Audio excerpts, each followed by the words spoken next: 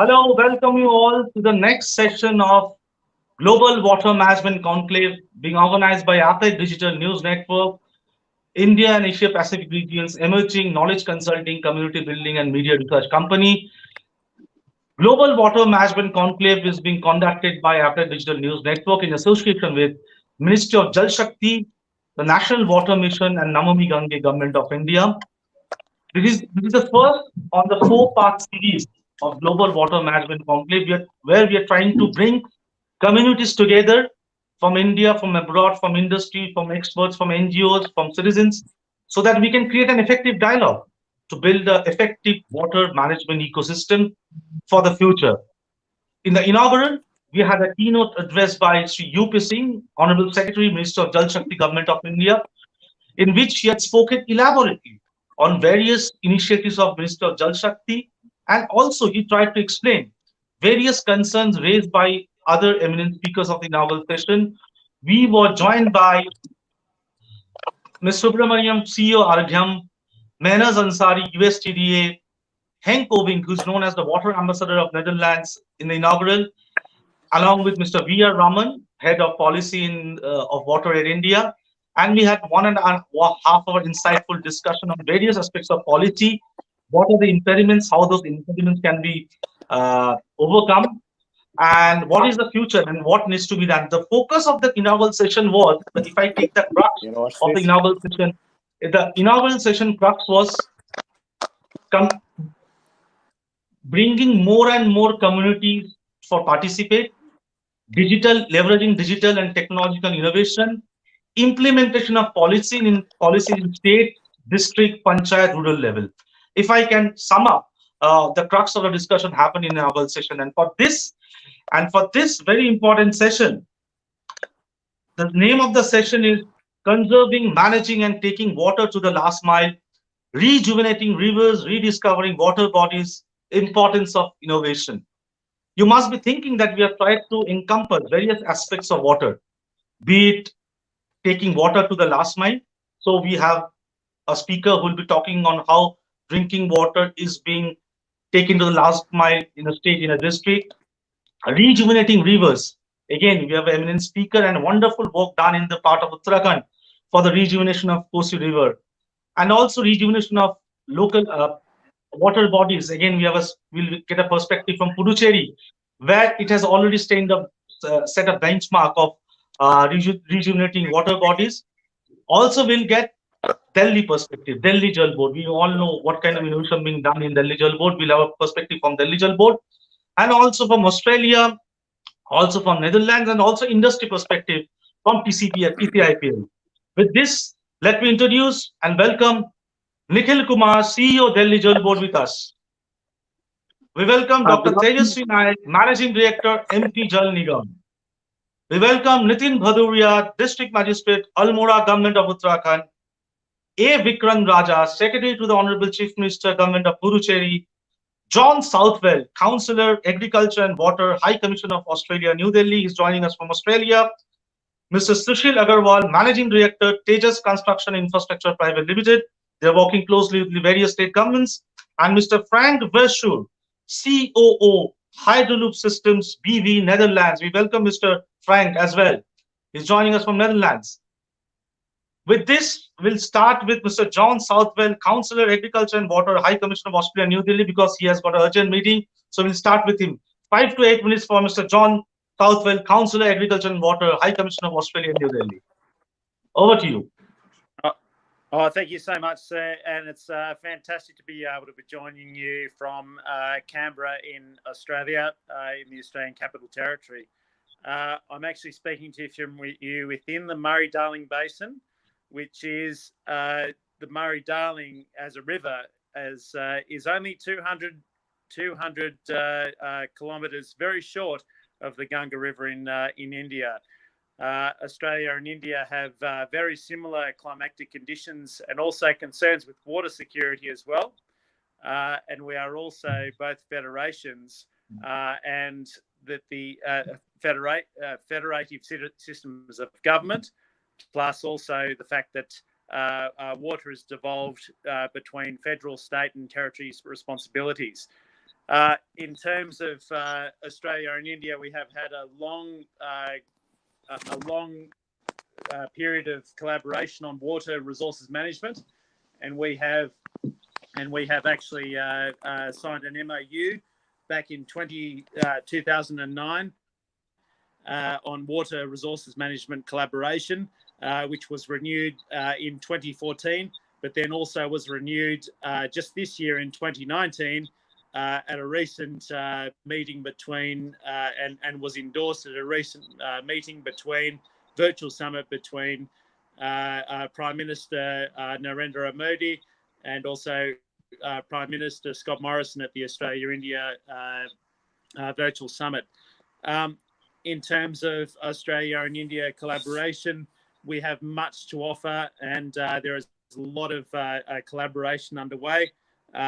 There is also, for example, the development of a user guide on river basin management, and also I should note that the new High Commissioner to India is actually the former Premier of New South Wales, and has a lot of experience with transboundary river systems, specifically the Murray-Darling Basin, which actually crosses a number of federal and state lines, as long as and that's very similar to the rivers in India.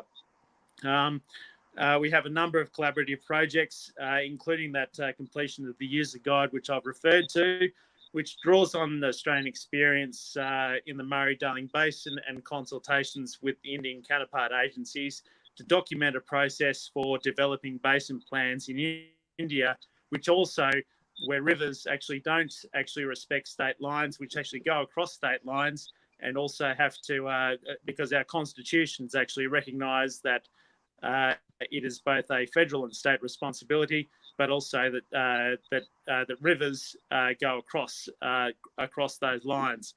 Australia has also contributed very heavily to the managing aquifer recharge and sustaining groundwater usage through village level intervention, or MAVI, which is focusing on training farmers in groundwater management in the Indian states of Rajasthan and Gujarat.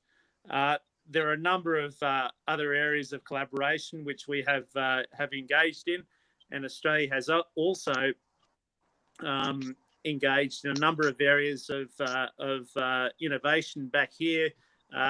For example, did you know that Australia was actually the first country to actually develop the dual flush toilet, which actually is something where you can actually do is a water saving measure, which I won't go into, which actually allows you to flush accordingly, according to the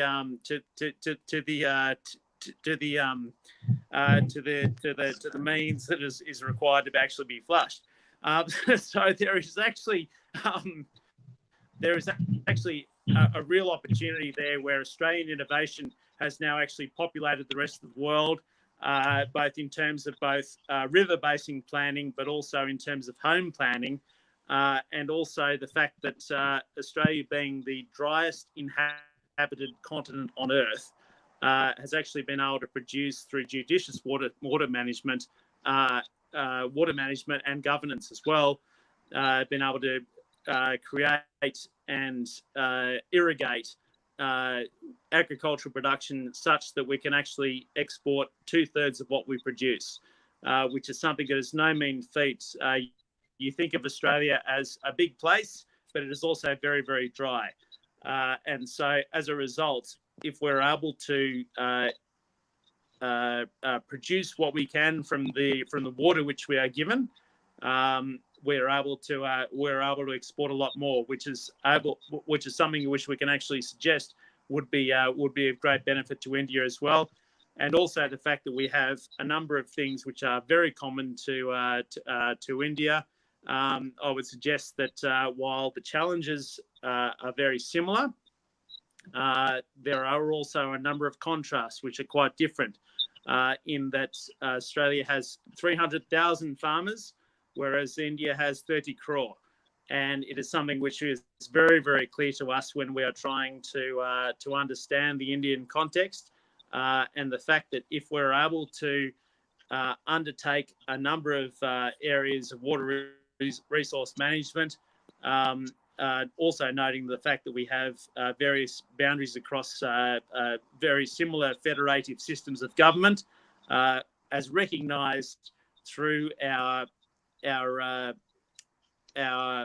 comprehensive strategic partnership between Australia and New Zealand, Australia and India, which was agreed between Prime Ministers Morrison and Modi just as recently as early last month. One of those things was a memorandum of understanding on water resource management. It is something which is recognised as very key priorities for the betterment of both of our countries. Thank you. Thank you, John Southwell, Counsellor Agriculture and Water, High Commissioner of Australia, New Delhi. He talked about, if I take a cue from what he has said, comparing 30 crore versus 3,000. Yes, challenges are huge, challenges are different, but opportunities can be leveraged in the same way. I think that's what John Southwell elaborately said, that that's where the collaboration part comes, especially when it comes to water management. And I'm sure India-Australian partnership in future years will continue. I think he has to leave. And with this, we move on to Nitin Bhadauria, District Magistrate, Almora. Almora is a picturesque hilly town in the state of Uttarakhand, which has got remarkable job in terms of rejuvenating the river Kosi, and it has been done under the leadership of District Magistrate Nitin Bhadauria in Almora. Over to you, Mr. Nitin Bhadauria. Tell me how you have made this possible, or I know this work is still going on, but how this rejuvenation of Kosi river have been possible? Nitin Bhadauria. Shavik, we'll be requesting the esteemed panel that we have a small presentation. I think, presentation gives a better idea, when you're speaking about it. We're just sharing that presentation, and, I think, any questions we have, we'll take up, immediately. Sure. Kosi rejuvenation, actually, Kosi is the largest, river which is, flowing through our district, and, around 2009, the water flow reduced to such an extent that it became from a perennial river, it turned into a seasonal river. And, we were blessed in that sense that, we had GB Pant and we had, Shavik, can you see the presentation? Yes, we can see this presentation. It's on here. So, this is one of the presentations that, we have. So, the water flow reduced from 790 liters per second to 50 liters per second, and it turned into from a perennial river to a completely seasonal river. So, we had taken up to 41 kilometers of this stretch which was flowing through our district for rejuvenation. Initially we went with two kind of studies. One was a geomorphical scientific study. We were lucky that we had GB Pant Institute of National Institute, which is handling the NMCC, National Mission on Climate Change in Himalayan region, located within the Almora district itself.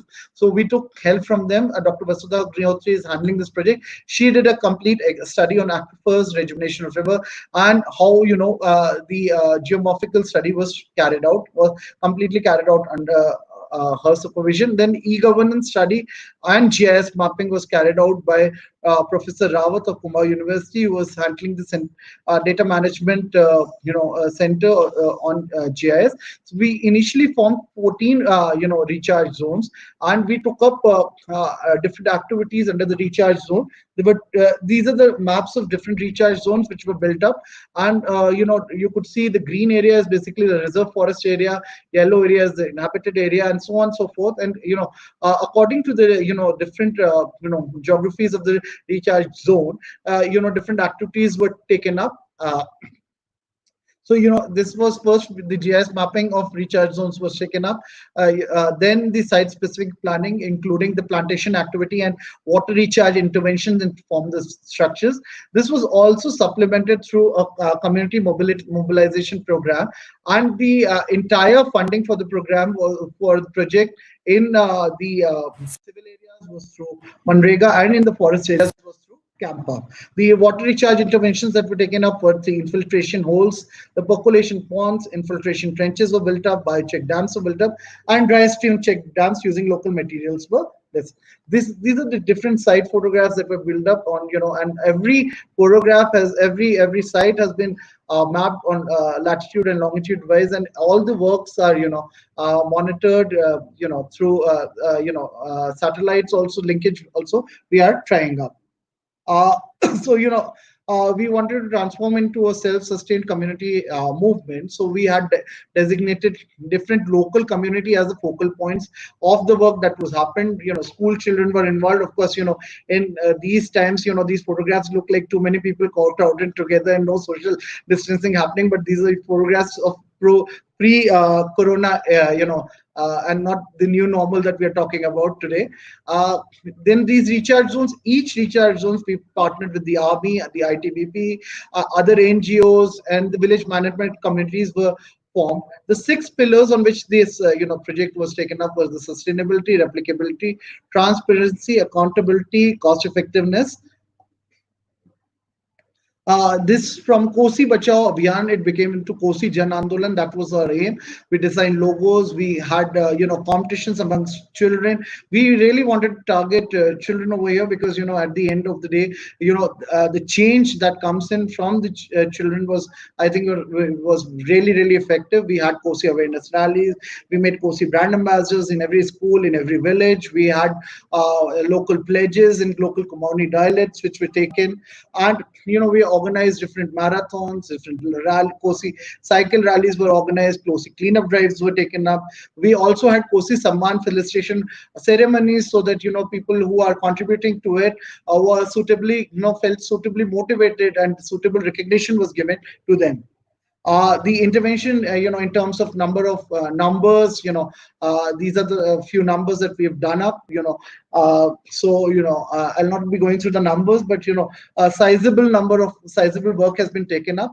And of course, in partnership with the ELETs, I think, Almora Environment Summit was organized, which was organized in 2018, and High Commissioner of Mauritius was a chief, chief guest over there, and, Joint Secretary MOEF, Mr. Nikhil was also there, along with the other dignitaries. And the agenda for rejuvenation of Himalayan rivers was the outcome over there. And total in all, 360 million liters of groundwater augmentation has been done. These are different outcomes. We've taken up now new rivers for Ramganga has taken up, Kunjgarh has been taken up, Jataganga and Gagas have been taken. And to the entire, using GIS mapping, transparency has been ensured, natural regeneration of forests has been encouraged, additional employment has been created up, and we have also set up Kosi Secretariat and Kumar River Recharge Generation Recharge Committee, under which 6 districts have taken up works in different parts of Kumar. This project has also won the in the inaugural National Water Awards. It was best project in river rejuvenation category. Maximum number of tree plantations carried out in an hour. It holds a Limca book. When the project was launched, 1,67,000 plants were planted, and it's listed in Limca Book of Records. It has also been listed as the best project amongst the CMU Uttarakhand Excellence Awards given by the Honorable CM, and Honorable High Commissioner of Mauritius has talked about its replication in Mauritius.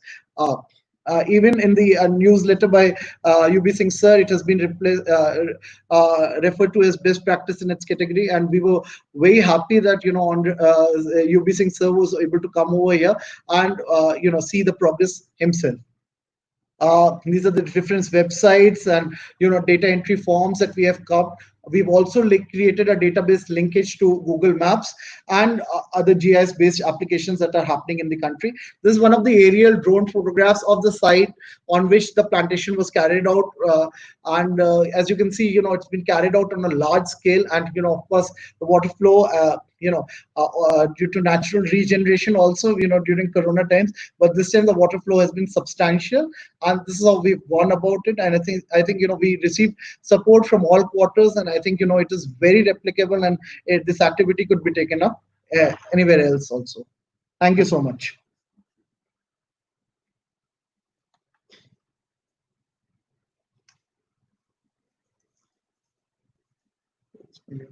Thank you so much. Man took off.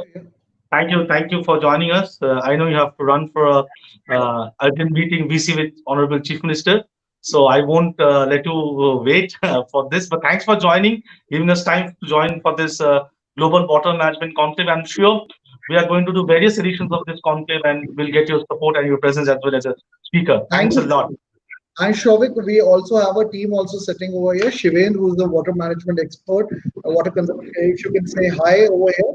And Hello, Amit, Mr. Shiven. Thanks for joining us. And you guys are doing a remarkable job in Kosi River rejuvenation under the guidance of Honorable Jim. And I think this will become a benchmark for river rejuvenation in the entire country and world over. Thank you so much, Shunitin Bhadauria, Shovik, so District Minister of Almora. Shivendra would be here for the questions. If the panel has any esteemed panel has any questions, I think he'll take it over from here. Thank you so much. Sure. Thank you so much. Thank you so much. And thank With you to this, all we, the panelists. Right. thank you so much. With this, we move to from Almora to Delhi. We come to Delhi Jal Board. We have the CEO of Delhi Jal Board, Mr. Nikhil Kumar. He's spearheading the transformation in Delhi Jal Board. We can see every day in paper and news what kind of initiatives being undertaken in the city of Delhi.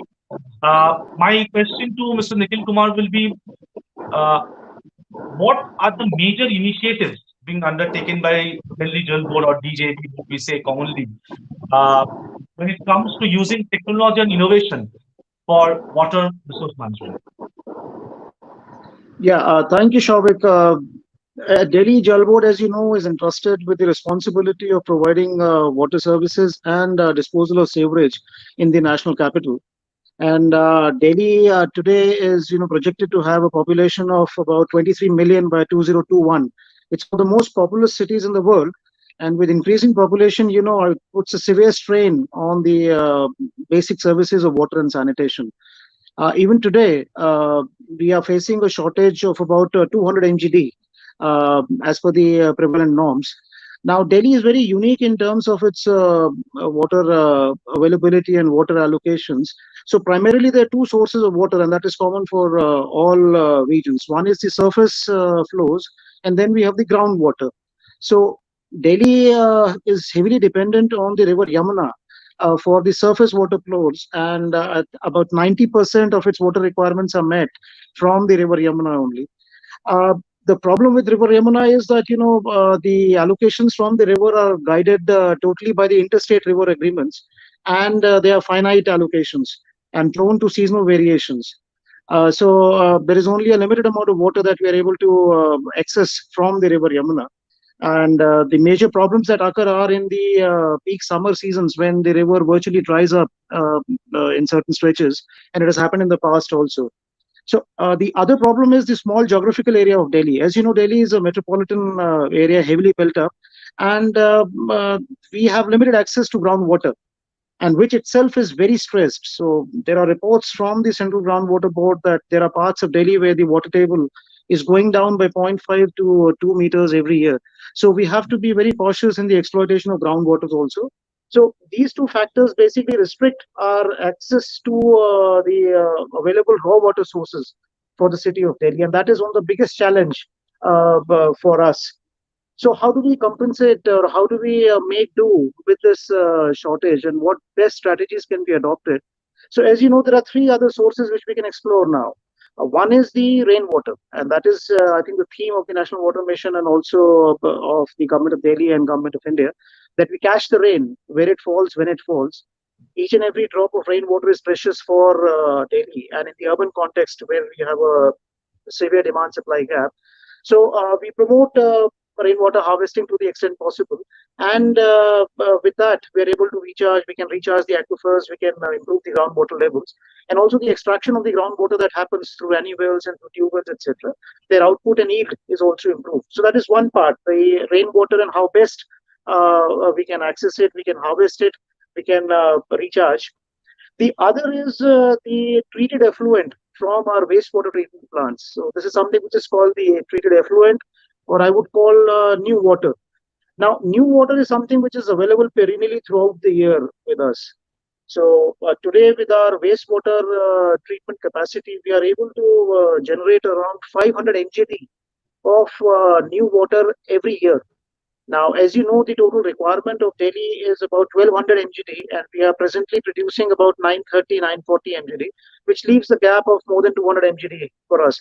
So, how best we can leverage this treated effluent, this new water, and use it most appropriately for basically for all the non-potable uses, and also for potable uses after suitable treatments, etc.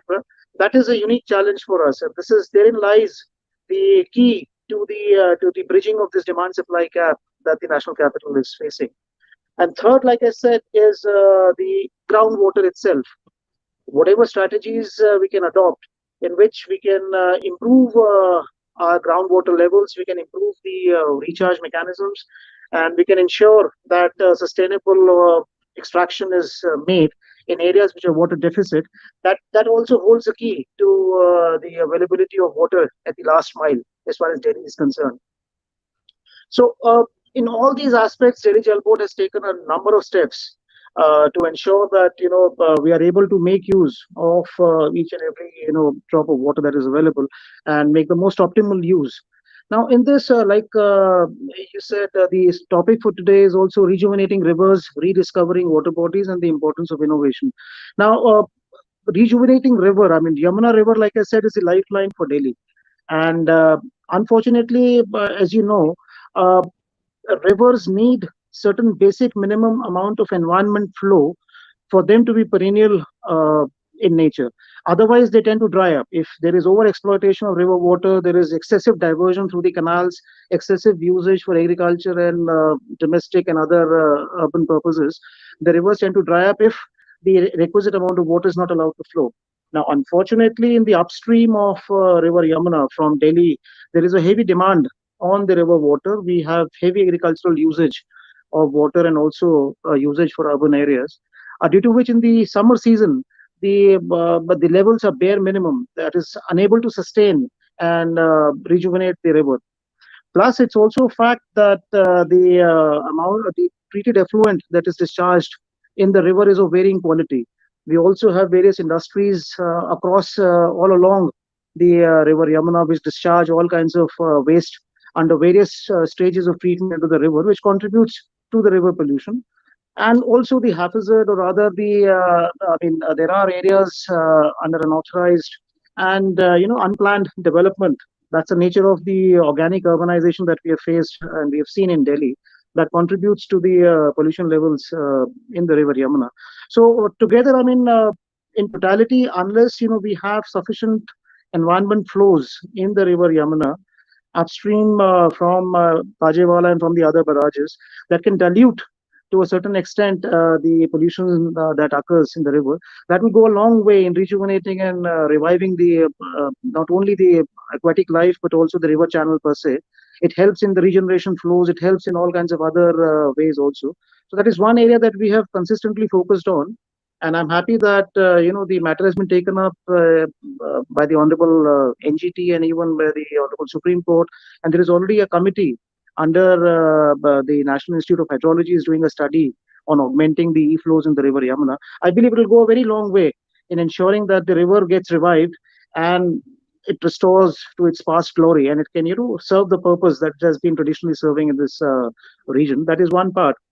Uh, from our part, in terms of rediscovering the water bodies. Now, this is again a very, very important aspect for urban areas like Delhi.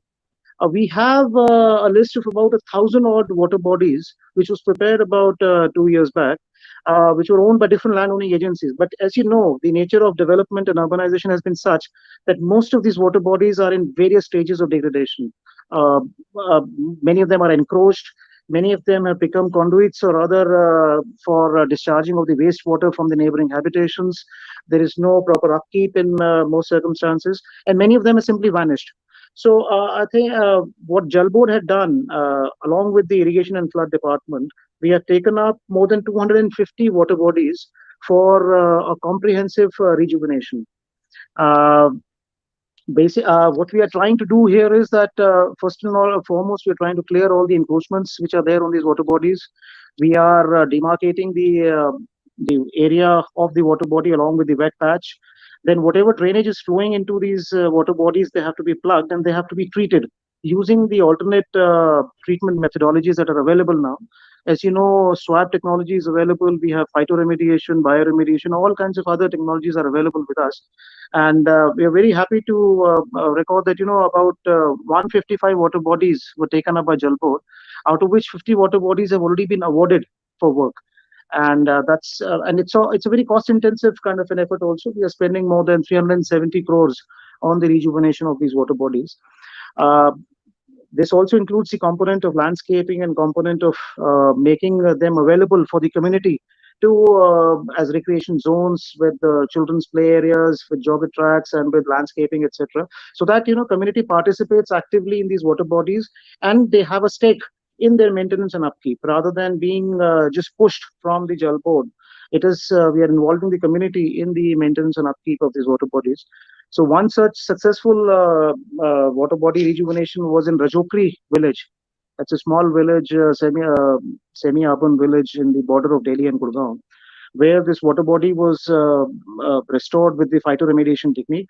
So the entire flows that were channeled into this particular water body were trapped, and they were treated systematically through the system of sedimentation tanks, through the phytorite treatment, and then, of course, after polishing also through the floating rafters and other techniques that are available.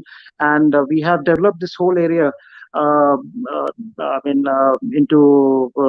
have showcased that multiple times also, and we are replicating the same model in about 50 other water bodies where work has already been awarded. It takes about 6 to 8 months for the treatment and this to be put in place, and then we monitor the water quality, what is the BOD and the TSS levels before the water enters and into the water body, and how we are able to maintain that. So we have been able to achieve that, and we are replicating it, like I said, in more than 250 water bodies in Delhi. So we should see substantial results in about 6 to 8 months' time, where these works have started. And so this is very, very important. Apart from that, like I said, the new water that is generated from the from our wastewater treatment plants, we have major plans to utilize this new water, polish it to the level where it can be used for aquifer recharge.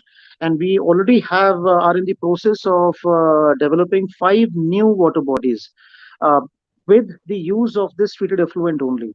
So we are making water bodies at Dwarka, at Najafgarh, at Niloti, at Rohini, and the oxidation ponds at Timarpur at a cost of more than 160 crore rupees. So basically, what we are trying here is we are channelizing the new water from the treatment plants, polishing it, and then we are creating these artificial lakes, which will help in recharging the groundwater, improving the water levels, groundwater levels there. And simultaneously, we also have plans to extract about 40 to 50% of the recharged amount, which will be used, which will be subsequently treated and supplied to the water deficit areas in Delhi.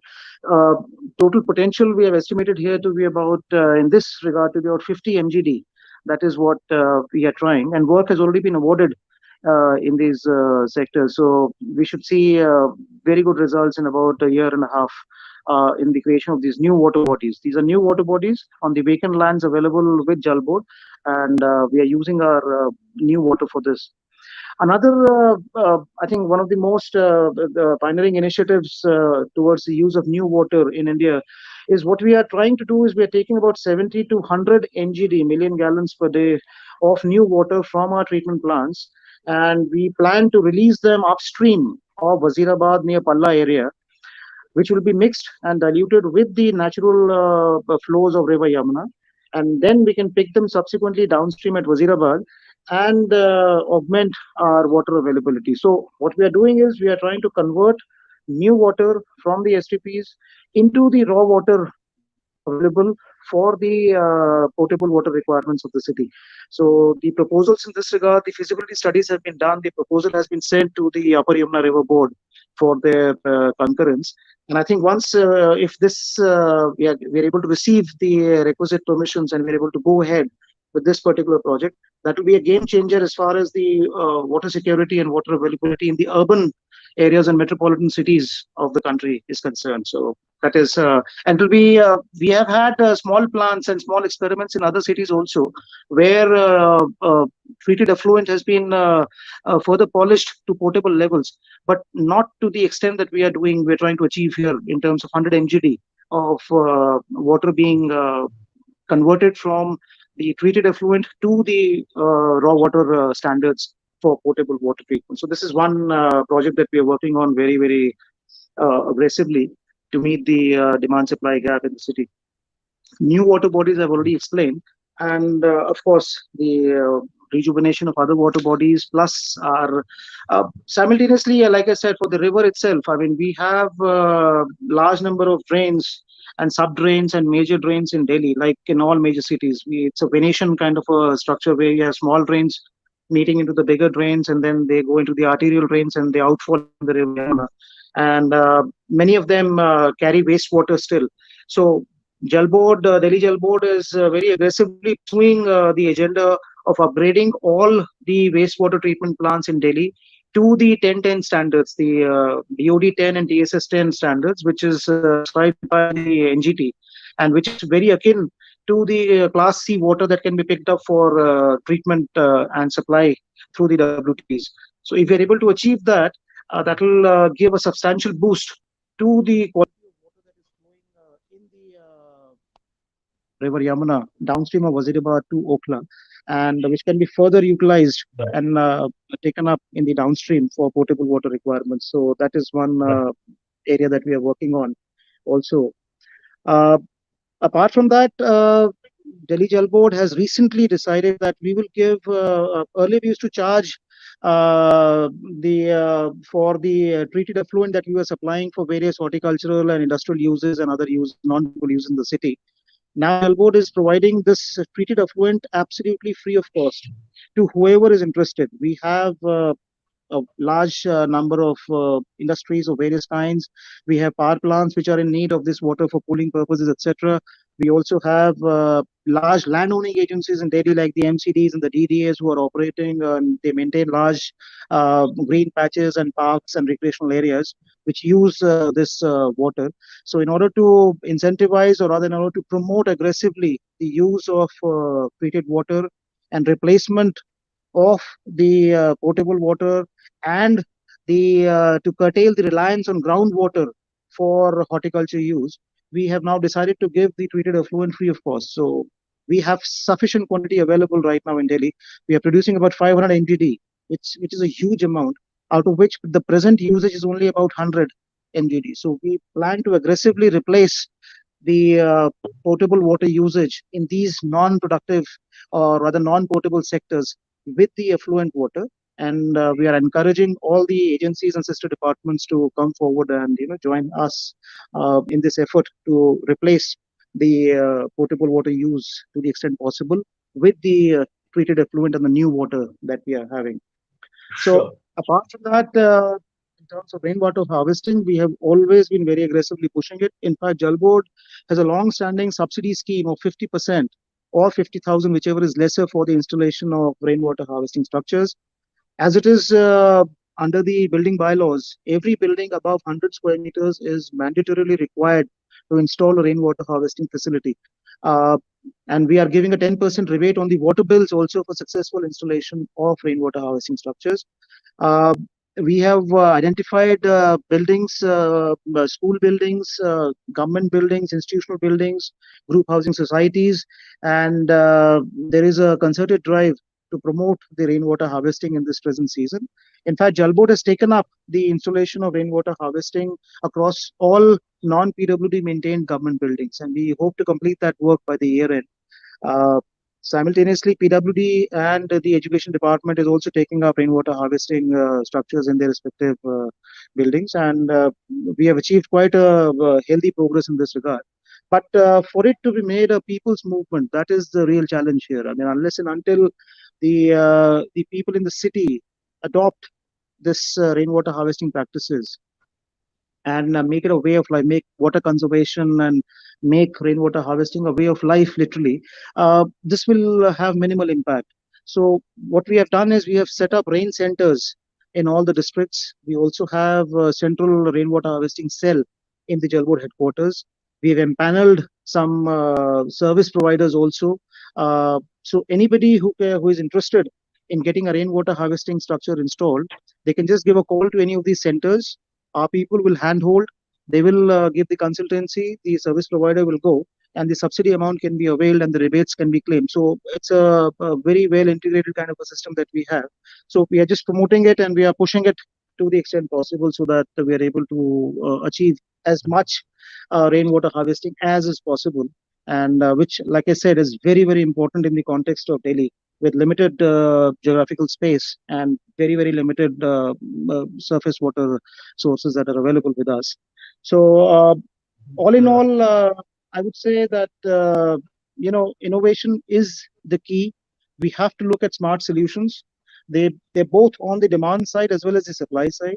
We have to see how we can harvest each and every drop of water from wherever it is available and make it in the form usable to the standards for their particular purpose. If we are able to do that, I think the demand supply gap would continuously go down.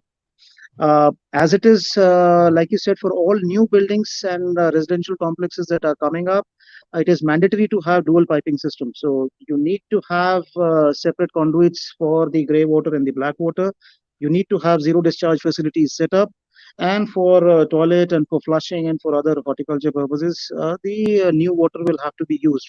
So that substantially pulls down the requirement of potable water and makes the system more sustainable. So we are also pushing it for all the new housing schemes and all the new developments that are coming in Delhi. So we are in constant touch and in constant collaboration with the developing agencies like DDA, the Ministry of Urban Development. We have the municipal corporations and other agencies. So we're taking all possible steps which are available to make sure that the water security for the city of Delhi is ensured. We have a perspective plan for the next 10 years for 2031 in terms of water and in terms of sewerage. And it is at different stages of implementation right now. In fact, I would say that right now projects both on the water and sewerage side worth more than 9,000 crores, that's almost $1.5 billion, are underway presently in Delhi and are in various stages of completion. So it's a work in progress, and we are trying our best and involving all the stakeholders and the experts, and making sure that all possible steps are taken to maximize the use of new water, to economize the use of potable water, and to augment the groundwater sources from whatever avenues that are available. Thank you so much. That's great. That's great, Nikhil Kumar, CEO Delhi Jal Board. Mr. Kumar has given a detailed perspective on what Delhi Jal Board is doing in various aspects of be it river rejuvenation, be it groundwater management, be it using innovation, technology, be it ensuring reaching the water to the last mile, and what Delhi Jal Board is doing and what are their future plans. But I think in terms of rainwater harvesting, he has said a very important part where he has said that people's participation will be very important to make rainwater harvesting a successful reality rather than just being a campaign. I think people's movement, people participation will be leveraged more by the government, and all stakeholders would come together to make Delhi water secure. From Delhi, now we move to another state of Madhya Pradesh. We have Dr. Tejaswi Naik, Managing Director, MP Jal Nigam, with us today. MP Jal Nigam has got huge mandate of taking water to the rural area of Madhya Pradesh, if I'm not wrong. And he has just taken charge 2-3 months back, I guess, as MD of MP Jal Nigam. But before that, he has been the district magistrate of various districts where he has worked closely on water sector. So with this, I move to Dr. Tejaswi Naik, Managing Director, MP Jal Nigam, and then we'll have perspective from other speakers, and we'll make it a little interactive so that we can all have a perspective from various stakeholders together. Over to you, Dr. Tejaswi Naik, Managing Director, MP Jal Nigam. Thank you, Souvik. Let me thank you for involving me in this good conference.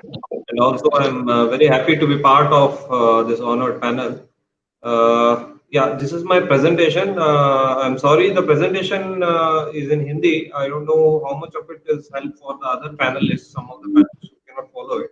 But I will try to. You can speak in English and presentation can be in Hindi. Yeah, I'll do that. I'll do that. As the slide moves on, I will keep the audio open. So, MP Jal Nigam, next slide, please. We are a body which has been formed in 2012, and our mandate mainly. Next slide. Next slide, please. Our mandate mainly is to give water supply to the rural areas of Madhya Pradesh. There is a additional mandate of sewage also.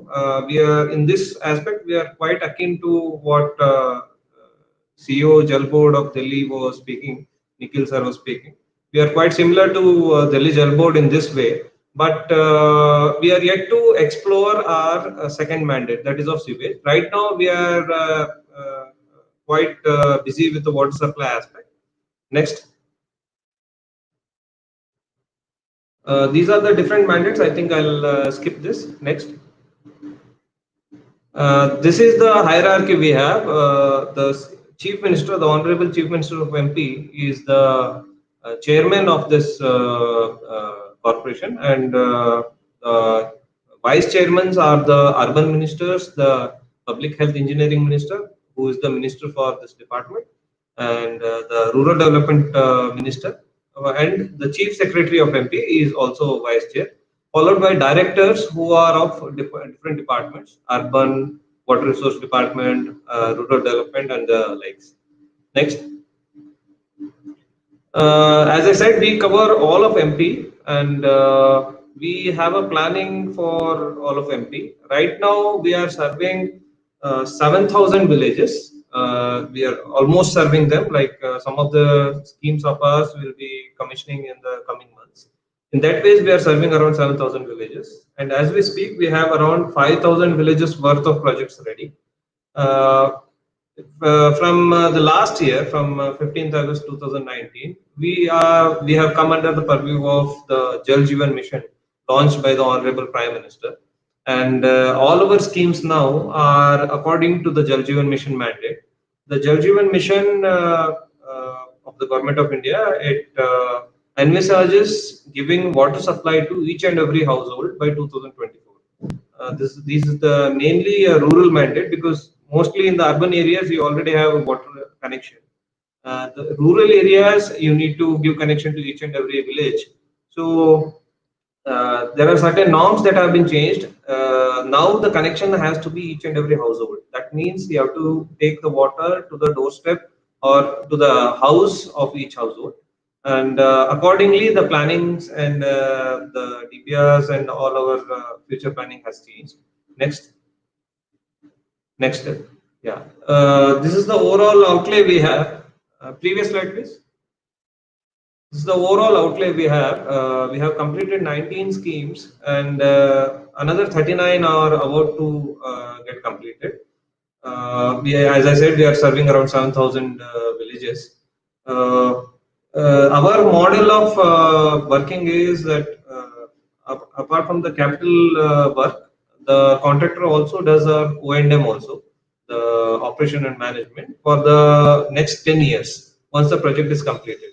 So we are in O&M phase in 19 schemes, and we'll soon be touching that in another 39 schemes. And all our projects are SCADA enabled. So this helps us in reducing a lot of our follow-up part, wherein human element is involved. We are soon ensuring that our labs are also NABL accredited, and the reportage also becomes online, and which can be visible and out there available on the public domain, so that the people and the customer, especially the customer with whom we have to have a relation, they are able to access it and see it. Next.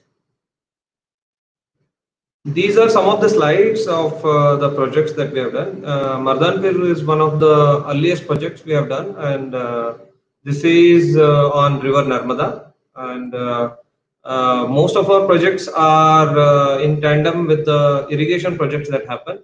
This is one of the projects which is directly on the river Narmada, and most of our other projects are in the irrigation department projects, such as the dams and barrages. So next slide, please. You can just run the photos. You can have a look. Next, please. This is again Mardanpur water treatment plant. Next. This is one of our overhead tanks in a remote area of Salkanpur. Next. This is how the water is being given as a stand post in every household. This is one of our earliest projects, so it has to be slightly modified in the coming days as per the JGM guidelines. Next. Next. As you can see, our mandate of open defecation free, which has been achieved in India by construction of toilets, they are incomplete without proper water supply. So with the coming of these connections, hopefully it will add to the existing norms. And in the coming days, we expect to tap all the schools and all the public buildings also, like panchayats, the public the sub centers, health sub centers, and other buildings. Right now, they are mostly dependent on the bore wells. With this connection part, the functionality aspect will improve. Next. Next, please. These are projects, other projects that we have. Next. Next. Next. Yeah, thank you. I think we are done with the presentation here. I'll want to speak about other aspects of our organization.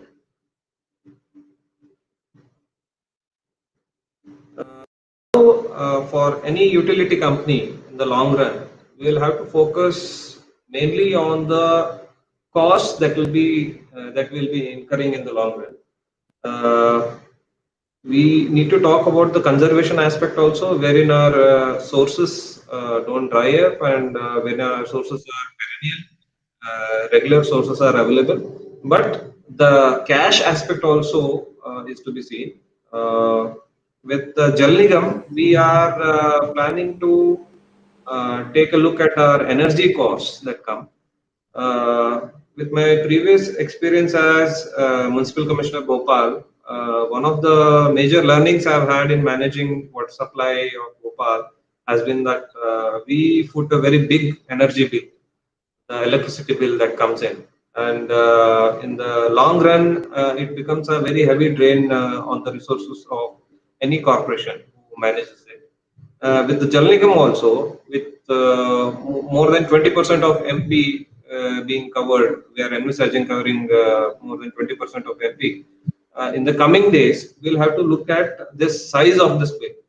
So what we are doing right now is we are identifying areas around our projects, and we will be going for solar parks so that we can cross subsidize as much energy bill that is possible as much as possible.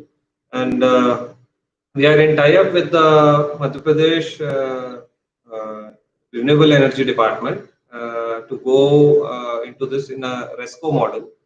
Already one of our project has been identified in the district of Rajgir, and in the coming days, I am expecting that almost all our projects will be tapped in this, and we should be able to show a very good picture. Because when we talk about environment, it is also about our carbon footprint that we should be talking. And all of our projects have a very big carbon footprint. And this is one of the way wherein we can reduce the carbon footprint, I think. So this is one aspect. Apart from this, the Jal Jeevan mission also talks about the grey water management. It is one of the first time that the grey water concept has been addressed. And if you can imagine, anywhere we do water supply, anywhere we supply water, if you are supplying 100%, 80% out of it comes out as sewage. So you can now imagine in all the villages that we are supplying, we will be faced with the issue of sewage and how to handle it. So that's the reason Jal Jeevan Mission talks about the grey water concept also. And as we have seen in India, the sewage component is not to the standards of sewage. It's usually very diluted because of mixing of a lot of other water, and the BOD component is also very low. So that ways we may not have to go for very cost intensive sewage treatment plants. Lot of natural treatment should help it. And in the same aspect, for each of our villages, there is a requirement to plan this water that comes out, how to use it and how to cycle it. Most of it can end up in the village pond, wherein from where it can be used for local irrigation.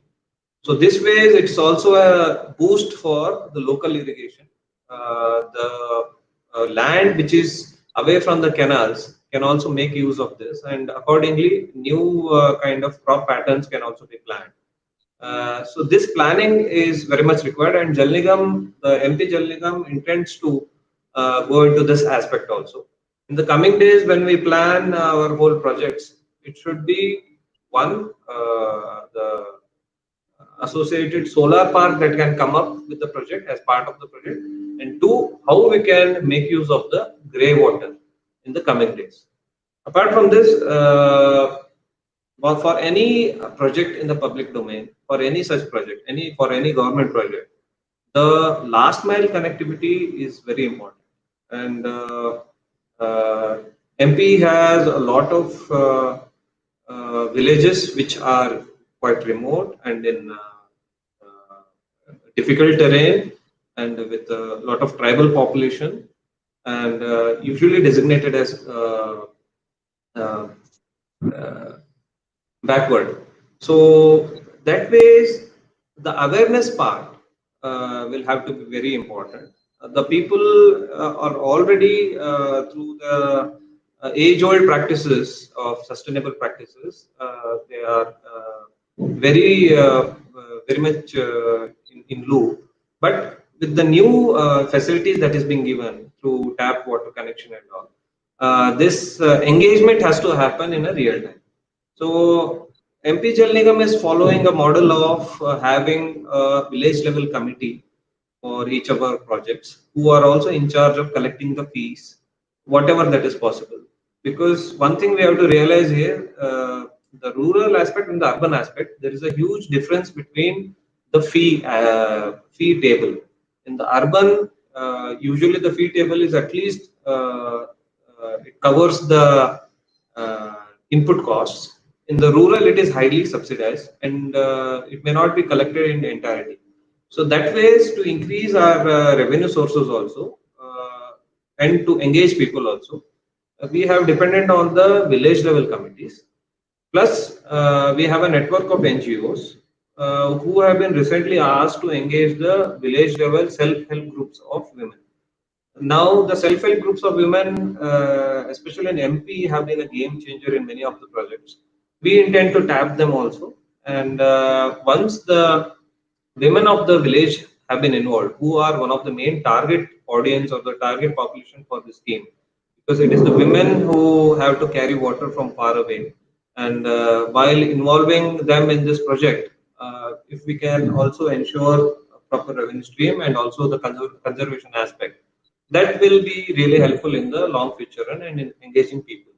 So we are engaging the local village self-help groups, and through this we are also hoping that in the coming days we'll be able to give them a digital platform wherein they'll be able to communicate very minute issues to the villages, the customers that we have, and this way we'll be engaged. There are also aspects such as most of our villages right now are being supplied through a borewell scheme, the borewell dependent scheme, which is called as Nal Jal. In the coming days, we may augment them with the surface water scheme, that is the Jal Nigam scheme, and through this, we'll be able to ensure a proper continuous water supply. These borewell dependent schemes, we are right now in a study mode, wherein if we can cross subsidize our water during the rainy season when we have abundance of water. So part borewell water and part the surface water. How we can ensure in the same project. This is one of the study aspect for us right now, so that the overall cost comes down. Because in the long run, the sustainability aspect becomes very important, and to reduce the bills, all these plannings are important. Apart from that, uh, technology wise, we always keep a watch at the urban department. That is where most of the latest innovations and practices happen. And the rural water supply aspect is only picking up in our country, and it mainly draws from the experience of urban department. It was nice to listen to CEO Jal Board about the different aspects that have been planned. And I can assure you, we are also onto the same mode, and trying to reduce as much as load on our resources also, and also to reduce most of our carbon footprint that is created, and also to make our projects self-reliant and sustainable. So with this, I just have to mention that Jal Nigam right now is geared to meet the vision of the Honorable PM, that is to provide water supply to each and every household by 2024. In this, Madhya Pradesh Public Health Engineering Department, it is going in a dual mode. That is, half of the work is being done by the PHE department through its single village schemes, that is the borewell dependent schemes, and the other half is being handled by the Jal Nigam, which mainly handles the multi-village schemes, and which involves heavy capital investments also, and it is period-wise also it's slightly longer. So that planning is happening, and this year we'll be seeing a lot of projects taking off, and we are always open to the best practices and sustainable aspects which we can incorporate in our projects. And that's it from my side. Thank you for listening to me. Thank you. Thanks, Dr. Naik, for detailing the work of MP Jal Nigam in the rural areas of Madhya Pradesh. But if I take the one point which I can highlight, that I can see the next headline. MP Jal Nigam is all set for the digital transformation. I can that can be uh, discussed at length in various forums in coming months. And but I'm sure I have seen your work as the Commissioner of Bhopal Smart City, Bhopal Municipal Corporation, and you played a very important role for bringing Bhopal in the first 20 list of smart city, if I'm not wrong, 4 5 years back. And I'm sure under your vision and leadership, MP Jal Nigam is going to see many more success and unique initiatives can be leveraged in MP Jal Nigam in terms of digital transformation. And you have also mentioned about a very important point of uh, surface water and aquifer water, that bridging that gap. I think that is also an important part. I'm sure we can have some open discussion after we can finish with some of the other speakers. So from started with hills of Uttarakhand to the plains of Delhi, then we went to the heartland of Delhi, Madhya Pradesh, and now we'll come to the southern part of India. A success story of water body rejuvenation was done in the Union Territory of Puducherry sometime back, and the man who did that is Mr. A. Vikrant Raja, who is now presently Secretary to the Honorable Chief Minister of Government of Puducherry. Welcome, Mr. A. Vikrant Raja. We have played the video in the inaugural of this conference. Vikrant Raja, I need to hear that story, what you have done. It is widely publicized, but people should know more. What and how. What I will first ask you, what made you to go for this project where you have thought of uh, rejuvenating uh, water bodies? Sure, Shobsik. And I would thank APAC and Ministry of Jal Shakti, and also especially for screening our video during the inaugural session. I was very much happy to watch the same during the inaugural section. And as we could see from today's speakers and And also we by will play this Honorable video again in this session at the end of this session so that all the panelists can see that video. Definitely, it will be a pleasure. So, as rightly said by our secretary, sir, UP Singh, sir, that slowly our people are recognizing our traditional knowledge of water conservation, and it is actually amplifying the rate in which we are growing in our water conservation methods. So, in case of coming back to Karaikal and the water rejuvenation program we took up in Karaikal, I would like to give a small introduction about Karaikal. Karaikal is a small coastal district, which is a very small district of 160 square kilometer, and it also plays a part of Kaveri Delta region. So, as you all know, there is always a dispute on Kaveri water sharing, and it was due to 2019 we had a very good southwest monsoon, and we received Kaveri water to Karaikal, and we got a very good news that Kaveri water is going to reach Karaikal. And as you very well aware, that in recent times, the social media plays an important role in understanding people's pulse and people's requirement.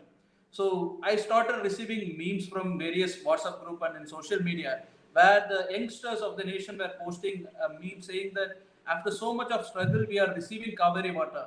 But what efforts we have taken in storing the same? Are we going to store the same, or are we going to leave it alone as such? So this question created a spark in Karaikal district administration, and we started to look into avenues to recreate the water bodies that was originally present in the ancient times in Karaikal region.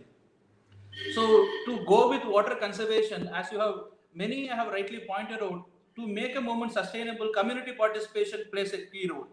And one of the main reason for lack of community participation or people's ownership towards water body can be associated with the classic economics principle called as tragedy of the commons. So if you are going to take water bodies as such, so water bodies as such is a common good. So no individual owns it. It's a public good.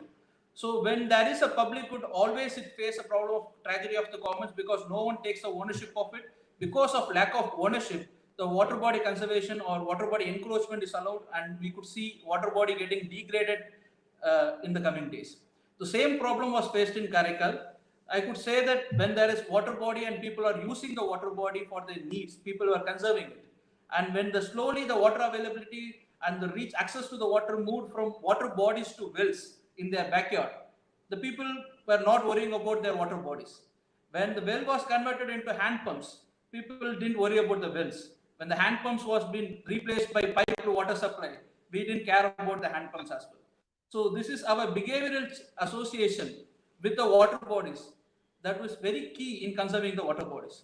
So the first thing that we took up was, especially like in Government of India, they came up with a term itself called as Jal Shakti, where we could relate with the program the moment we pronounce the name of the scheme.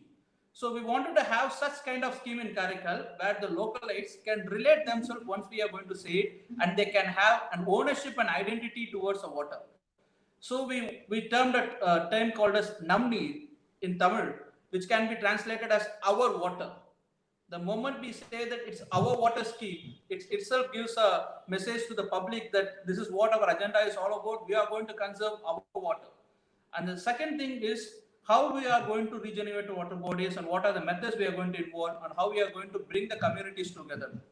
So there is, as Jal Shakti rightly points out, there is MG Narega scheme that is going on in India, where it also involves creation of water body assets in rural areas. So while doing that, before just promoting those schemes, we called all the people involved in MG Narega. We made them to sit together and we put up certain questions in front of them to test their emotions. Because when we want to bring about an attitudinal change or behavioral change in people, we can use various methods like telling them about scientific facts and importance of water conservation. But it may take some time to reach the people. One of the easiest method to reach to the public is telling them in the most emotional way and in the better way that they could understand. So the first question we have put up before the Gram Roster Sevaks, who are the in charge of each village in the MG Narega scheme, is how many of you know swimming? So almost everyone in the group who is around 40 plus rose their hand and said that each one of them know swimming. So our second question was, how did you learn swimming? So everyone's immediate answer was through the water body which was available in their village. And the third question was, how many of your children know swimming? And none of them rose their hand. And the reason was the water body in which they learned the swimming is no more available. It's either polluted, it's either gone away in the process of degraded, and it became a plain land. So now we put up a question in front of them, leave aside all those importance of water. But if you want to contribute to your own children, and if you are given an opportunity to recreate the water body in which you have lived and you have enjoyed and you have learned your life, and then give it back to your children, will you use it? And everyone was very much moved and everyone was happy to do the same. And when this same energy, when they went to the people and started up the MG Narega works, it gave us beautiful results. Because people, before starting their work, MG Narega is seen as an employment scheme alone. But when people were told them about the importance of this activity they are going to do, they started to have an emotional connect with the process that they are involved in. This emotional connect made sure that the water bodies are created in the most perfect way. They went beyond that they could do in MG Narega, and they invested even their own money also in some other water bodies which are not covered in MG Narega, and they started taking it up. We could see slowly a community movement was creating in Karaikal. So we don't want to leave it in such time alone. So we wanted to bring the community movements through other sources of funding, because we have MG Narega, but we have a lot of works to do. We don't have funds. So we started to create more ways. So we started to engage our companies under corporate social responsibility scheme. Here again, we didn't ask them such like that. We had a meeting of all the companies available in Karaikal. We explained to them about the situation, because in 2018, Karaikal experienced one of the worst cyclone. It's a coastal village, coastal town, and then it experienced the Gaja cyclone, which is one of the worst cyclone, which taken away much of the greenery in Karaikal, and which resulted in very less summer rainfalls in 2019. As a result, we experienced low precipitation level in Karaikal district. We made the companies to realize the same, and the companies came forward. And one of the best thing we did was we started to allot the water bodies available with the government, and then also the channels available with the government, and gave them NOC. And then we ensured them we don't want any transaction of money here. You just do the work and hand it over to us, which created a transparency and accountability, and that motivated the companies also to take up the work in a much better way. And while these discussions were going on in our office, we have been saying that, sir, we could see that people are taking up this water body rejuvenation as their own movement in terms of MG Narega, and companies are taking up under CSR. So as a government employees, what are we going to do? What is our contribution towards this water body conservation? And this question came up with an answer called as, we innovated something called as ESR, Employee Social Responsibility. So under Employee Social Responsibility is a simple thing. Each and every government officers will take up a water body. Like Karaikal Collectorate has 18 staffs in it. So we 18 joined together and contributed either through manual work or by contribution of money to clean up a water body. So this became a movement, and we also use principles of Richard Thaler, a Nobel laureate in behavioral economics, to nudge each and every government officers. So we bring in a challenge for government officers and also challenges among government officers. So whenever a government department takes up a water body and cleans it, immediately we send a message that we have cleaned a water body. So when are you going to clean the same? So these nudges started to take up, and slowly each and every government officers started taking up water bodies. So police stations, each and every police station took up a water body. Each and every taluk office took a water body, all through their own contributions. So each employee contributed either manual work or they contributed money, and then they started to take up the water body. Then again, we wanted to still even create much more bigger movement. So what to do? So here we understand that Karaikal, and also in this area of this, in this region of this country, always the temple, or not only a place of worship, but it's acted as a social institution. It made sure that water are conserved in the village. So each and every village had a temple, and each temple has more than one pond associated with it. So this ensured that water was conserved from ancient times. So we started digging the records of revenue records, and then identified Karaikal being a zone of this Chola ruling area. There were many temples and there were many ponds associated with it. But much of these ponds were disappointed. They were existing only in the revenue records. So as a district collector, we brought in temples. Some temples are very famous. You would have heard about Tirunallar, the famous Saturn temple of in present in Karaikal. We took up those records. We identified nearly 33 ponds which were present only in the record, is no more in the field. So we requested the temple authorities to take up under the scheme called as Temple Social Responsibility. We made sure that every temple came into the picture and they started desilting the ponds which is owned by them. On seeing this, even madrasas and masjids, they started coming and they started taking up the ponds at their level.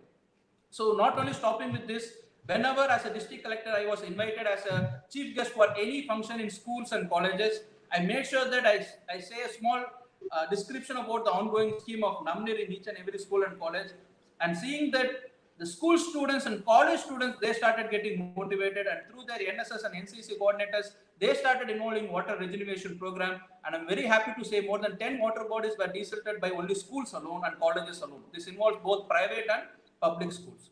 And then there came another one need. So we wanted to make it as a more water as a gift.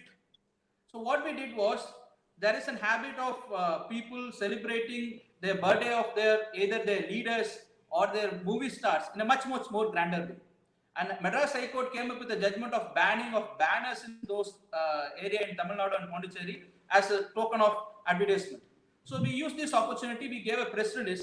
If at all anyone wants to celebrate someone's birthday, you can come to us. Based on your budget, we will show you a water body, how small it may be. We will identify it and show it to you. You can gift it as a gift, as a birthday gift to your loved ones. And as a good gesture, students who were trained by a professor for free of cost for a competitive examination, they are now managers of various banks. They came together, they desilted a water body and they gifted it back to their teacher. So these kind of emotional connect that we were able to have with the people, were able to take this program to the next higher level. And the next things what we did was, we identified the agricultural areas there, and we identified the reasons for areas that went out of agriculture and became barren land. And one such village was Poom village. It's a very coastal area and there was always a saltwater intrusion. So through MG Narega, we made sure that we build a bund and ensured there is no saltwater intrusion. And also through surface water storage, we ensured that there is no saltwater intrusion. I'm very happy to say, a land which lied for barren land for past 15 years, it brought back into a cultivation again by this small work by the people themselves. And now the area of cultivation in Karaikal is slowly increasing. Even if you are going to calculate the total area sowed of cotton in Karaikal region has increased nearly 100 acres when compared to the previous year, because water availability played a major role in that. So to put up in a short form, I could explain only certain schemes that we have undertaken in with the given time. So here the main agenda was, water bodies are a common good. So any common good will suffer tragedy of commons. And that's a classical economics problem, and solution lies in our behavioral change and in our behavioral economics.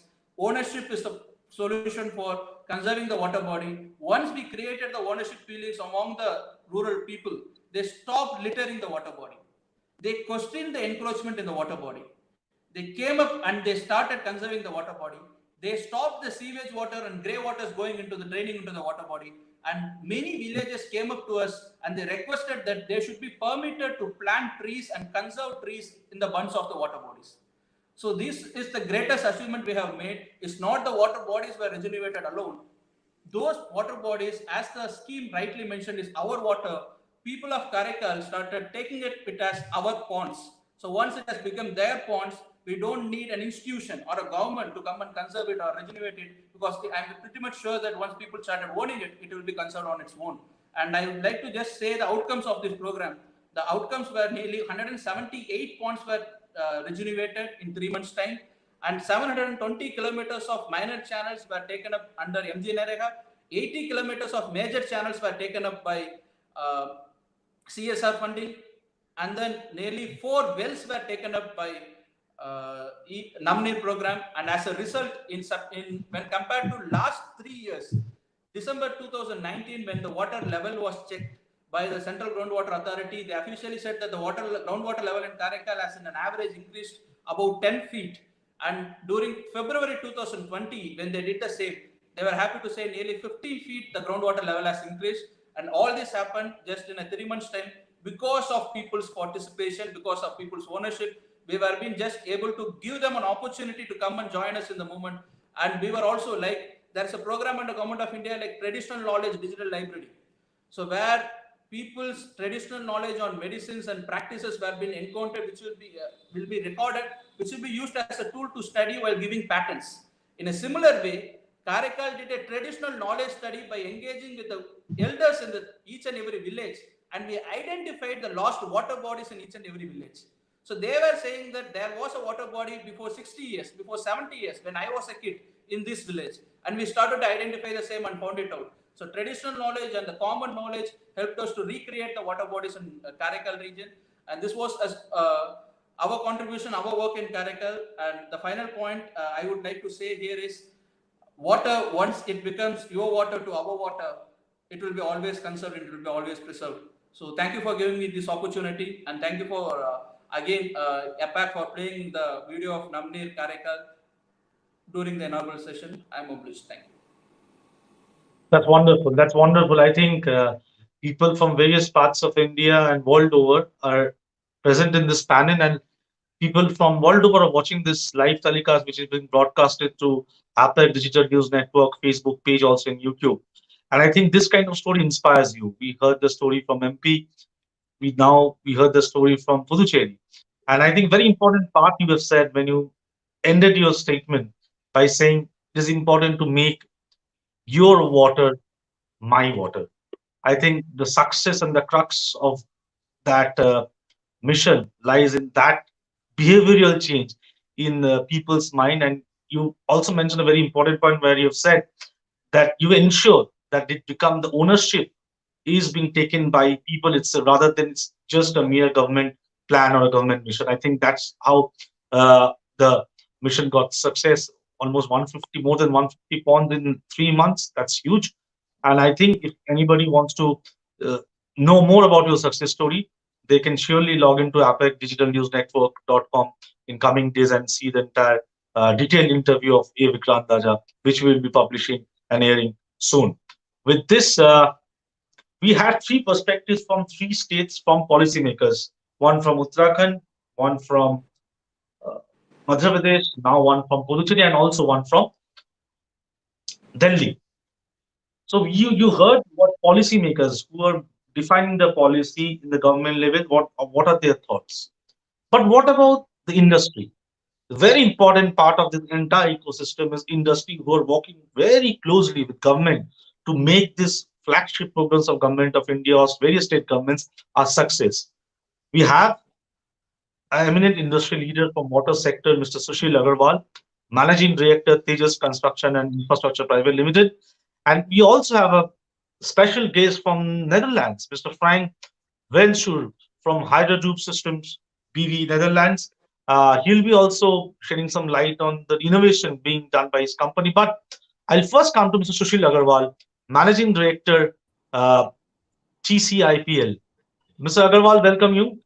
You're a veteran in this industry, in water sector. I won't go in what TCIPL is doing and whatever work is being done by you. We all know that, and we have already seen that in previous presentation being given by Mr. Sushil Agarwal. I will come to a very pertinent question. Being an industry, being as you are representing industry, what do you think that government should do, be it government of India, be it state governments, when it comes to helping industries in the water sector?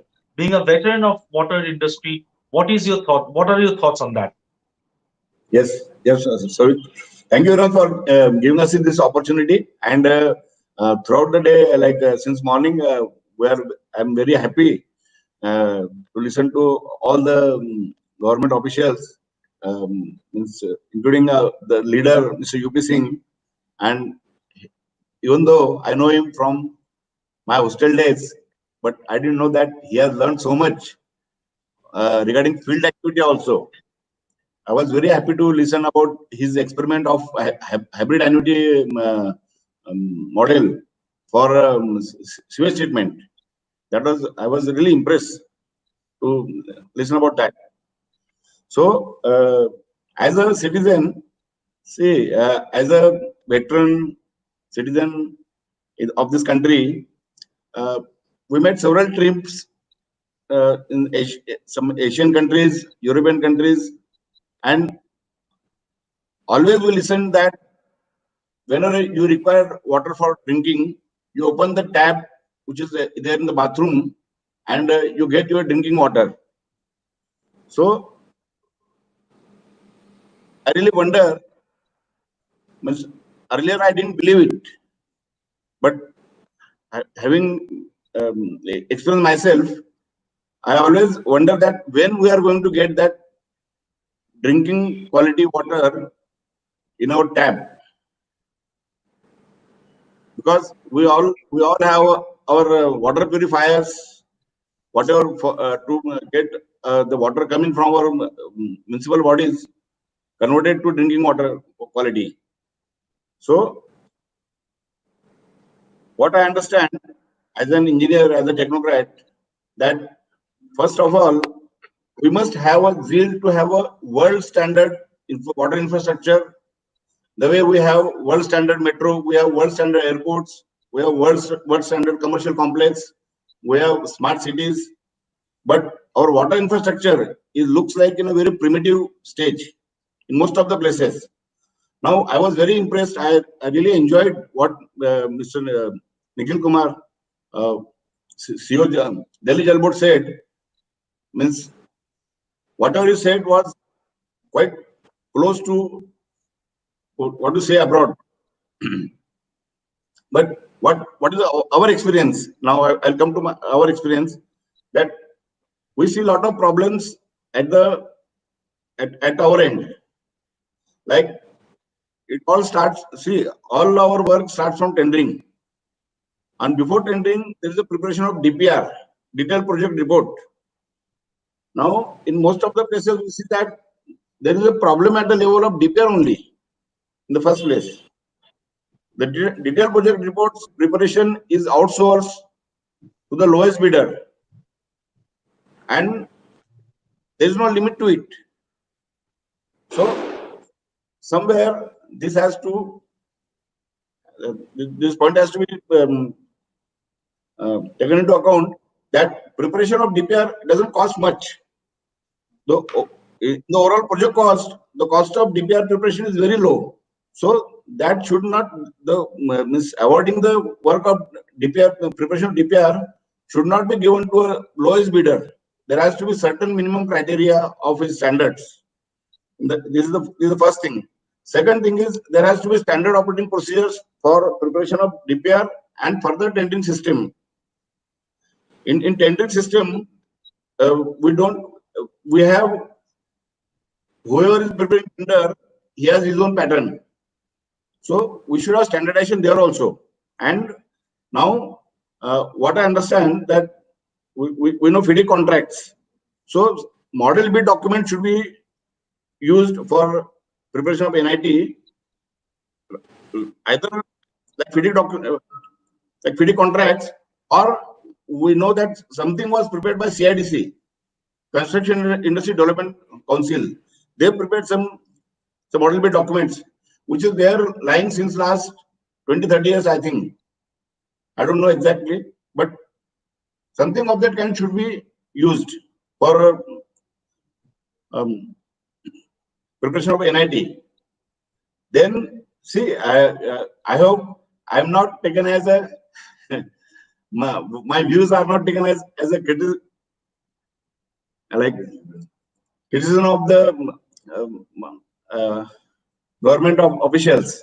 It is not something personal, but this is what we experience. See, wherever we get the opportunity, because everything depends on the tender.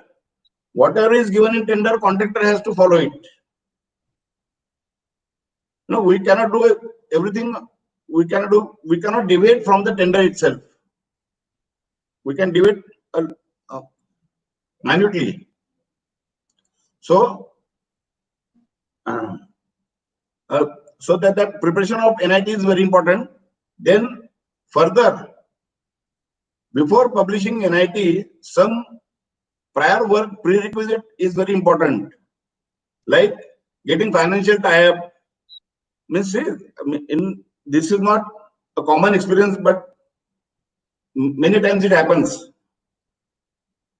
which affects the duration of the project as well as the cost of the project.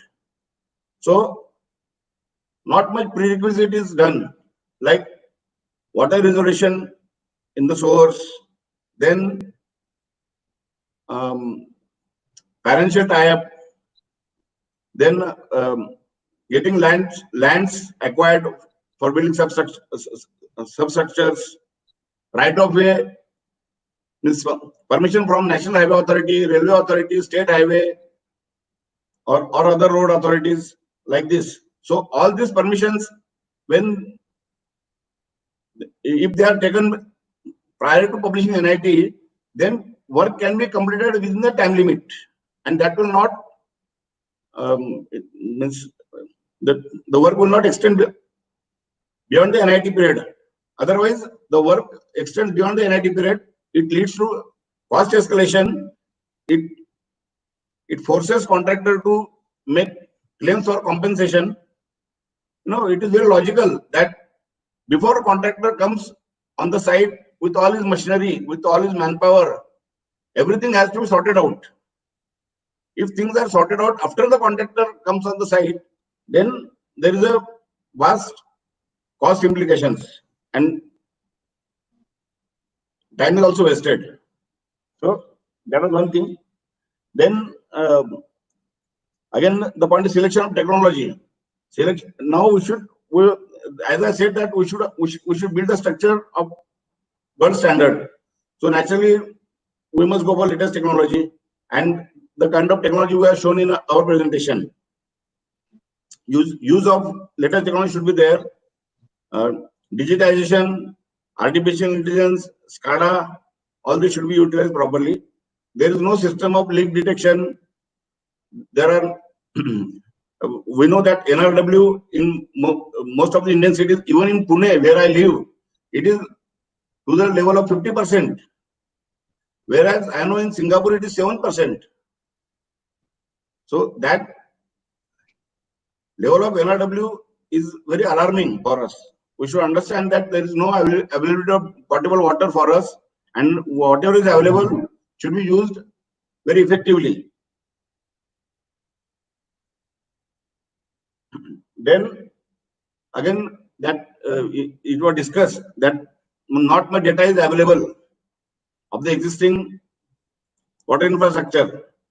So from a water supply contractor point of view, whenever there is an augmentation of the scheme, the data for the existing network is hardly available. So if we go for digitization of this networks, at least now whatever we are building, then in future, whenever they want to go for augmentation, they will have data, reliable data with them for designing as well as for construction. Then I have few more suggestions. Like it has been discussed already. Mr. Nikhil Kumar already told that nearby water bodies are rejuvenated, or the strengthening is done. That is a very good thing. It's a very welcome measure. Then one more issue which I have always heard about it, that life cycle cost. Are you listening to me? Are you getting my voice? So yes. I guess I'm listening. I'll just request you if you can just wrap it up in 2 minutes, because we have one more speaker. I have we have one more speaker from Netherlands, and then we have a next panel. Yeah. I have summed up in one page only. Okay, I'm just finishing it. Yeah, sure. So we should work on a life cycle cost. We should work on a life cycle cost that is capex plus opex all put together. That is very important for selection of technology or for selection of contractor. For both these things. This is my suggestion. Then again, in our country is a vast country. Every program starts at a national level. So like now, the Prime Minister has launched Jal Jeevan Mission. In 5 years, we have to cover all households in the country. For building all such a huge infrastructure, we have to have innovative technologies, innovative methods. So this precast pre-engineering is used for building highways, housing, but again, I suggest that it should be used for building water infrastructure as well, like OSTs, WTPs, and we can go for in rural areas, we can go for package treatment plants, which will not take much time for making scheme operational.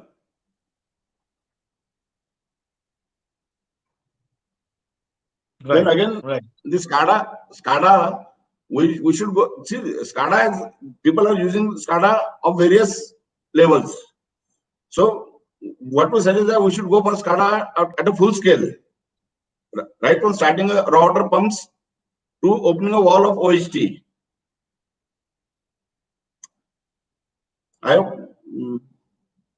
Then water audit is very important. We don't have a system of water audit. That should be incorporated in our working. Then customer care and grievance redressal system that can be made easy by using artificial intelligence chatbot. That's my suggestion. Right. Right. Yes, that's all. So thank you very much. Thank you, Mr. Sushil. Thank you, Mr. Sushil Agarwal, Managing Director of TCIPL.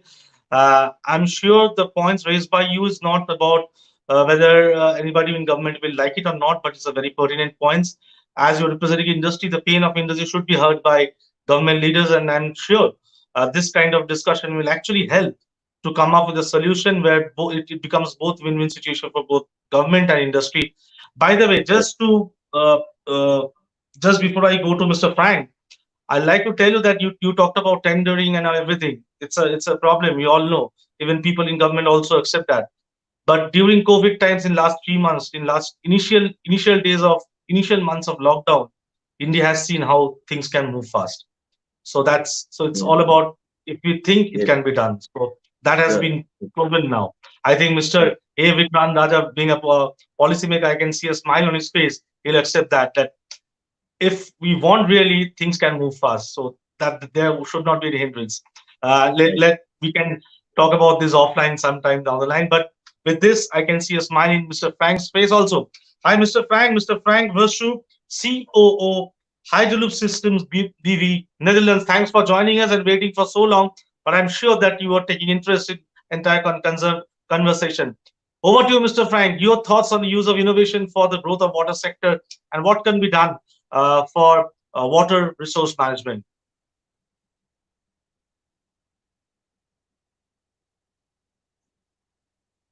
I think Mr. Frank's audio is not. I think you have to unmute him. Yeah, I have unmuted myself. Okay. Hi, Mr. Frank. Hi, how are you?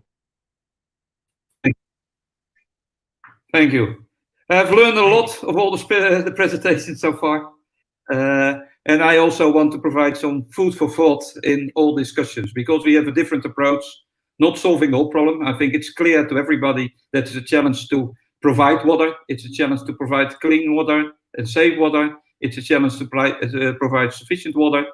And basically what we have developed, and we have been working on this already for nearly 20 years. And since 2 years, we have it right. We have developed water treatment plants that are basically decentralized, that are into the homes, that are into the buildings. Can I share the screen? Is that...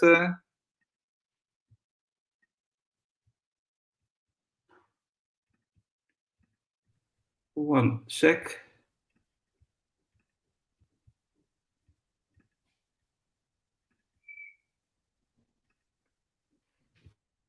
Can you see my screen now? Yeah, we can see your screen, yeah. Okay. So basically, and those percentages, they will differ depending on the behavior of the consumers or of the owners of the buildings. But by small water treatment plants that are placed into the homes, that are placed into the apartment blocks, that are placed into sports clubs, that are placed into business buildings, you can save up to 45% use of water supply. So basically what we say, if you take a shower, that water can be reused, and showering is one of those things that consumes a lot of fresh water. The other benefit is, at the end of the day, it also saves in purging of wastewater. And that basically is what we deliver. So it's some food for thought for you. When I was traveling around in your stunning country, I did see that there was a lot of new project development going on. So new people probably coming, people stepping up also in the welfare level. But also, and I think that was also one of the things that has been said, there is also a request for consumers to change their behavior, to become more aware also of the scarcity of water, and also take more care of that. What we see, and we have seen research from all over the world, people are becoming more and more aware. But at the end of the day, and probably everybody who is here on in the call as well, after a tough night of sleep or a tough day of work, if you take a shower, it's one of those moments of relaxing. And at that moment, it's very difficult to think about the fact, okay, I should take a short shower because otherwise I consume too much water.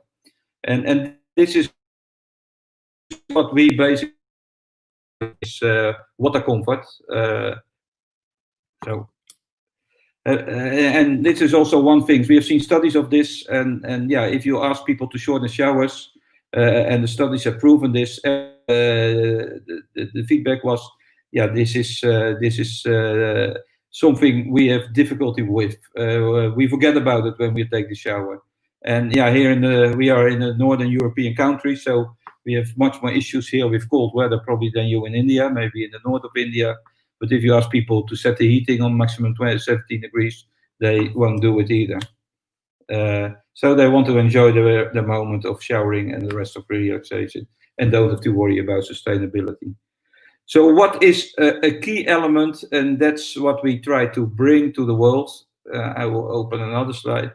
I don't know what is the average use of water consumption in India. We still need to find it out. We see that there are some differences all around the world. In Europe, it's on average 120 to 150 liters per person per day. In Australia, and this is this picture, it's 200 liters tap water per day. What can we do? We can bring this back to only use in Australia to 102 liters of tap water.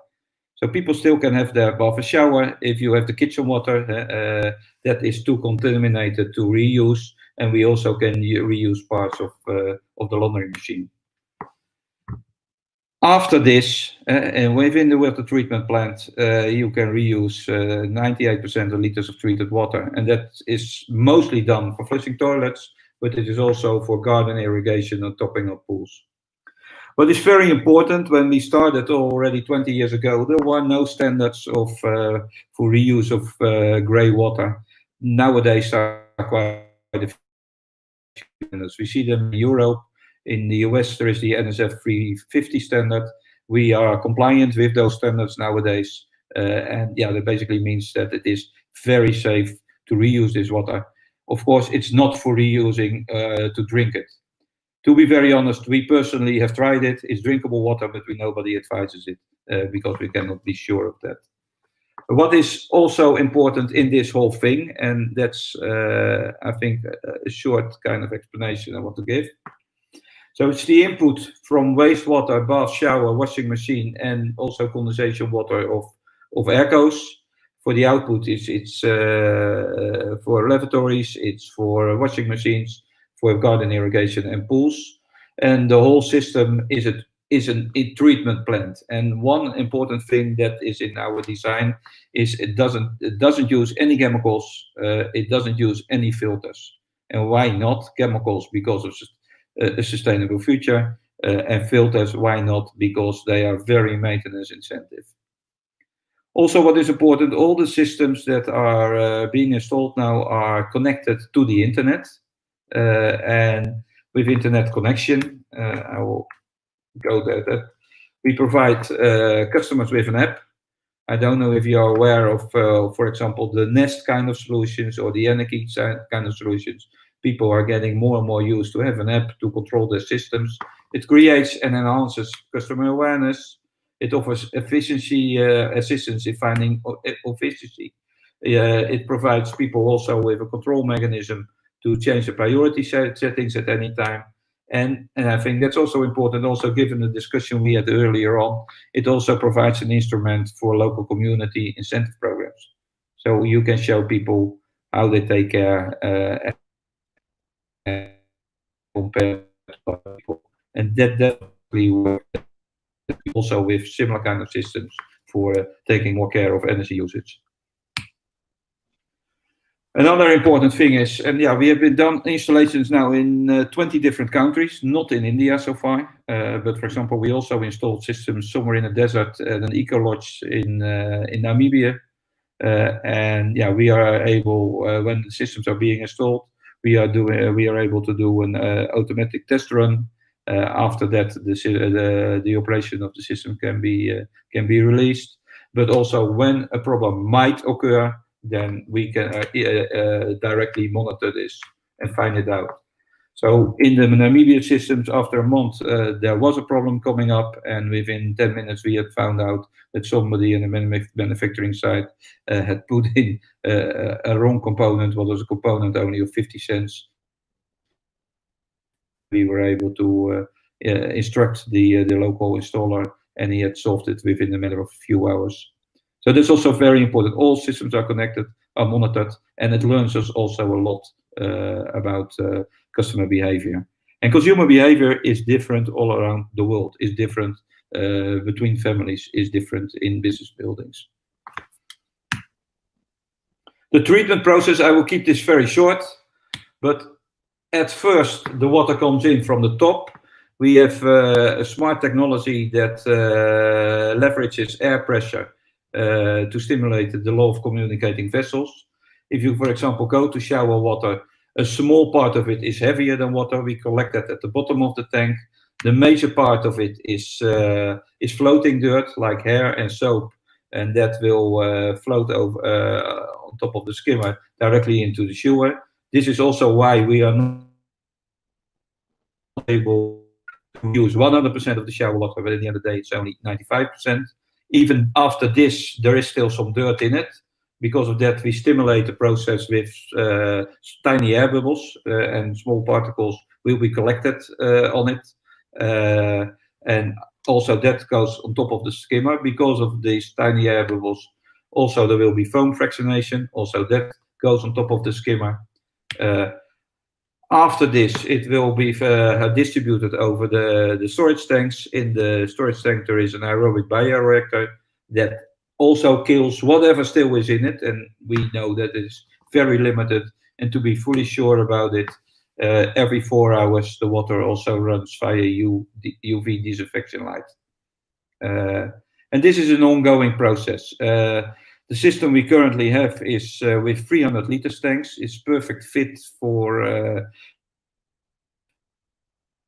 townhouses, for villas with 4, 5, 6 people living into it. We are releasing now a cascade system that the first installations will be done in September in student housing and in some sports clubs. So there we cascade multiple of the systems, and we can set up systems that can treat up to 6,000 liters of water per day. And we're also working on a smaller system that will be perfect fit with no extra footprint to be put in small family housing or multifamily housing like apartments. So in short, it's fit and forget kind of installation. Once it is done into the building, it's very low maintenance. The most maintenance incentive element into it is the UV lighting that has some constraints in hours it can operate. So we advise to replace that. Right. So Frank, into the or if there is no, sorry. Yeah. Hello. If I can request, if you can wrap it up in next 2 minutes, because we have the next session speakers ready with us. Can you hear me? Yeah, I can hear you. Can you wrap it up in 2 minutes? Please? Yeah, I'm doing that. This is the last slide I want to do. Yeah. Okay, so it's automatic. It's all kind of safety things into it. So if there is some kind of failure with electricity system or with Wi-Fi or whatsoever, it automatically switches back to regular tap water supply. There are safe air gaps, so there will be not any chance that the grey water will be, mixed up with the potable water supply. It's regular self-cleaning and low maintenance, filters, membranes, or chemicals. So yeah, I hope this is giving you some food for thought. I will stop my sharing. The company is rapidly scaling up. I already told you we are supplying now to 20 different kind of countries. We have quite a few requests from people from India, and we truly hope that people who are in the conference here are inspired by this. And you can find us on hydraloop.com, and we will be happy to provide you with more information. Thanks, Mr. Frank. I think it was important that I like the tagline of your PPT where you said that stay in your comfort but use less. I think that should be an interesting to be adapted in Indian conditions. And I think policymakers and experts who are present in this conference today in various sessions will be quite interested to have a discussion with you off the line of this conference, and then you can talk more about your innovation of Hydraloop Systems BV Netherlands. Thanks a lot. With this, I wanted to have a interactive 5 minutes chat with all of our panelists, but we are really running short of time because the next session speakers are already here. So it was great having you all for this important and insightful session on taking water to the last mile, importance of innovation, rejuvenating water bodies, and we got state perspective, we got industry perspective, we got global perspective. So I think it was an insightful and enlightening session for me and all the people who have logged in Facebook to see this session live. With this, I again want to thank Mr. A. Vikrant Raja, Government of Secretary to the Chief Minister, Government of Puducherry, Mr. Sushil Agarwal, MD TCIPL, Mr. Frank Verschoor, Hydraloop Systems Netherlands, Mr. Nitin Bhadauria, DM Almora, Mr. Nikhil Kumar, CEO Delhi Jal Port, and Dr. Tejaswi Naik, MD MP Jal Nigam. With this, we move to the next session, a very important session of APAC Digital News Network Global Water Management Conclave, a session on rainwater harvesting, and a very good initiative by the National Water Mission, Catch the Rain. So we are coming. The next session will start on Catch the Rain by National Water Mission, Government of India. Thank you.